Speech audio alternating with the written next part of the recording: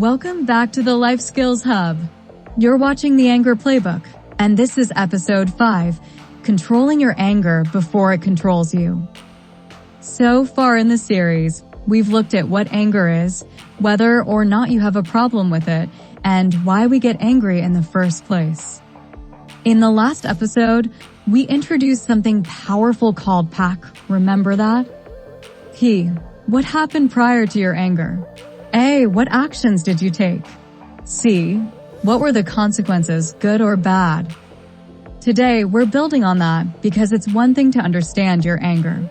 It's another thing to control it before it controls you. Let's jump in. Anger doesn't just show up. It's usually triggered by something, and before you act out, your body and mind send cues, like little warning lights on your dashboard.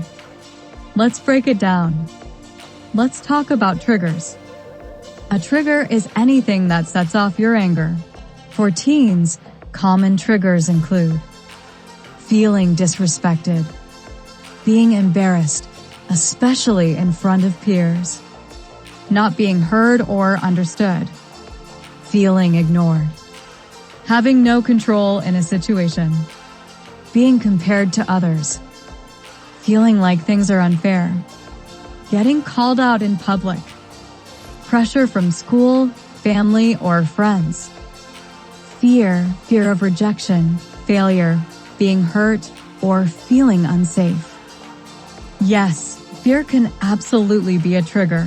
Sometimes when we're scared, we don't want to look scared, so we cover it up with anger. It's like a shield we throw up to protect ourselves.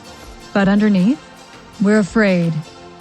Here's the thing, what triggers you may not trigger someone else. It's personal. That's why knowing your personal triggers is your first defense.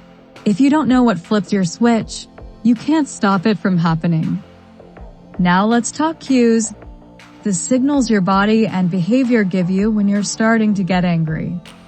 These physical cues include increased heart rate, clenched jaw or fists, tight chest, sweating, thoughts racing through your head, difficulty thinking about anything else but what or who made you angry, feeling hot or shaky, butterflies in your stomach, and some behavioral cues, getting quiet, avoiding eye contact, withdrawing from interactions, or distancing yourself, snapping at people, yelling, shouting harsh words, responding with sarcasm, cynicism, or hostility, pacing or restlessness, rolling your eyes, intense gaze, or narrowed eyes, crossing your arms, standing rigidly, or adopting a defensive posture, slamming doors, and crying.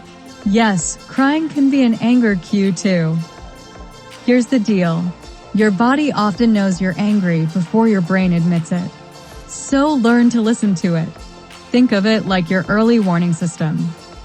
Ask yourself, what do I feel in my body when I start to get angry? What do I usually do right before I blow up? Knowing your triggers and cues gives you the power to hit pause. Okay, so you're triggered. You feel the cues. What next? You need a release, but not all releases are created equal. Let's compare. Unhealthy anger releases. These may feel good in the moment, but they usually hurt someone or yourself, damage relationships, and even make the situation worse. Some examples include yelling or screaming, physical aggression, like hitting or throwing things, shutting down and giving the silent treatment, posting angry rants on social media, breaking stuff, or holding it in and pretending nothing's wrong until it explodes later. These reactions can lead to regret, punishment, or broken trust. Now let's flip it. Healthy anger releases. These help you release tension without hurting anyone, including yourself. Examples include going for a walk or exercising, writing out your feelings in a journal, talking to someone you trust, deep breathing or grounding techniques, squeezing a stress ball, drawing or creating something, listening to music. Remember, this is music to help you release, not hype you up. Taking a time out to cool down before speaking, visualizing a calm, happy place. Healthy releases don't bottle your anger up. They help you let it out in a controlled, respectful way. And here's the bonus. They keep your power in your hands. Because when you control your anger, you stay in charge. When your anger controls you, you're basically handing over your power. Now, let's say you've tried a healthy release.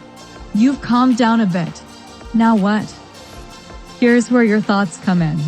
What you tell yourself after you've cooled down is just as important. Here are a few reminders you can use to help keep your anger in check. I'm in control of how I respond. It's not worth it. I'm not playing their game. Getting even won't solve the problem. If I blow up, I'll probably feel worse later. It's not worth my freedom. It's okay to be mad, but it's not okay to be mean. I can solve this when I'm calm. They might be dealing with something too. These reminders help you step back and think about the outcome. Because every angry action leads to a reaction, and you want that reaction to work for you, not against you. You don't have to say these out loud. Just having them in your mind can shift how you act. Okay, let's do a quick recap. You've got triggers and cues. Pay attention to them. Once you're triggered, you need to choose your release. Healthy releases means you have control and keep your respect. After calming down, remind yourself of what really matters: your power, your peace, your future. Anger is normal, but when it starts controlling your actions, your relationships, and your decisions, that's when it becomes a problem. In the next episode of the Anger Playbook, we're talking about something big: the cost of anger. How much does it really cost you emotionally, mentally, and socially when you let anger run the show? Make sure you subscribe so you don't miss it. And if this helped you, hit that like button, share it with someone you care about, and let us know in the comments. What's one healthy anger release that works for you? We'll see you next time, right here at the Life Skills Hub.